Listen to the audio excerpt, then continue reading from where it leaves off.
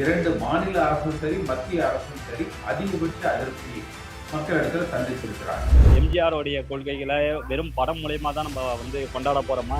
இவருடைய ஆட்சியில தான் அதிக கலெக்ஷன், அதிக கரப்ஷன், அதிக 400 பேர் 500 பேர் சேர்த்திருக்காங்க. நிர்வாகம் அவ்வளவு கீழ்த்தரமா இருக்கு. திராவிட மாடல் வச்சு திராவிட பேரை கெடுக்கிறாங்க. திமுக மாடல் வச்சுட்டா கூட பரவாயில்ல. தமிழ்நாட்டில் இருக்கிறவங்க சேர்த்தாக்க 5 லட்சம் கொடுக்குறவங்க இருக்கிறாரு. எல்லாம் சாராய பாட்டி, பீர் பாட்டி எல்லாம் அவங்க கிட்ட தான் இருக்காது. ஆளுநர் பொறுப்புல இருக்கிற மத்திய அரசாங்கம் இவ்வளவு உயிர் பணிகளுக்கு என்ன செய்ய போகிறார்கள்? பாரதிய ஜனதா சதிவேலை பண்ணி இந்த ரயில்வே எல்லாம் எல்லாரும் பிரைவேட்டுக்கு ஒப்படைச்சணும், எல்லாம் சரியா இல்ல.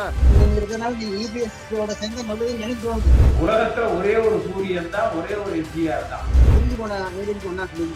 அதை எல்லாத்தையும் ஒன்னா சேர்த்துவோம். அவங்க சம்பாதிப்பதை மட்டும்தான் பாக்குறாங்க. ஒரு ஜாதிய ரீதியாக அவங்க ஒரு அணிதிரண்டதுக்கு பார்க்கிறாங்க. ஏடிஎம்கே கோட்டையா தான் இருந்துச்சு, இப்ப அப்படியே பின்தங்கி போகுது. டிஎம்கே கோட்டையா போகுது. எல்லாரும் சேர்ந்து எல்லாரும் ஒரே விருப்பம். அப்ப சாகிறதா கூட கலாச்சாரத்துல சாகுங்கன்னு சொல்றாரு சார். வெறும் பேச்சாக மட்டும் தான் இருக்குது ஒழிய செயல்பாடு எதுவும் இல்லை. பிஜேபி கூட கூட்டணி வச்சுக்கூடாது. அப்படி யாரும் வச்சுக்காம இருந்தாலும் நல்லா இருக்கு. அதிமுக எல்லாம் ஒன்னா சேர்த்து பண்ணணுமா, இல்ல இப்ப இருக்கிற எடப்பாடியே போடுமா? எல்லாத்துக்கும் யாராவது அம்மா ஆட்சி மாதிரி இருக்கணும். புரட்சி தலைவி அம்மா ஆட்சி மாதிரி இருக்கும். நேர்மையான ஆட்சி இருந்தது அம்மா இருந்தபோது. நம்ம ஒரு ஆள் மட்டும்தானே பிஜேபி கூட்டணி ஆகாதுன்னு 2018 இருந்து தொடர்ந்து அந்த எதிர்ப்பு நிலையிலேயே நிக்கிறோம். நலத்திட்ட உதவியெல்லாம் செஞ்சிருக்காரு. ஆனா அதிகமா செய்யல. அந்த வெறுக்கிறதுக்கான காரணம் என்னன்னாக்க பணம் பலம் மற்றும் படைபலம் சார். அடுத்து இந்த சாதி பார்க்காம இருக்கிறோம். 5 லட்சம் கொடுத்துருக்காராம். யார் வீட்டு பணத்தை எடுத்துக்கிட்டாருன்னு தெரியல. இந்த ஆட்சியில் எதுவும் வேலை வாய்ப்பு எதுவும் இளைஞர்களுக்கு இல்லை.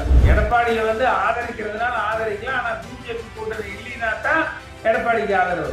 அந்தந்த ஊர்ல இருக்கிற பிரச்சனைகள், அந்தந்த ஊர்ல இருக்கிற எந்த வேட்பாளர் நிறுத்தினா ஜெயிக்கலாம். நம்மளோட கருத்துக்கள், நம்மளோட விஷயங்கள் புரிய வைக்கலாம். இந்த 200 நாள்ல நம்ம என்னெல்லாம் செய்யலாம்?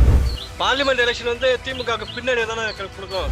அதிமுக வச்சுட்டு நம்ம தமிழ்நாட்டில் வரலாம் அவர் ஒரு கணக்கு போட்டிருப்பாரு. 2026 அசம்பிளி எலெக்ஷனுக்குள்ள நம்ம ஜம்மன் நின்றுவோம்.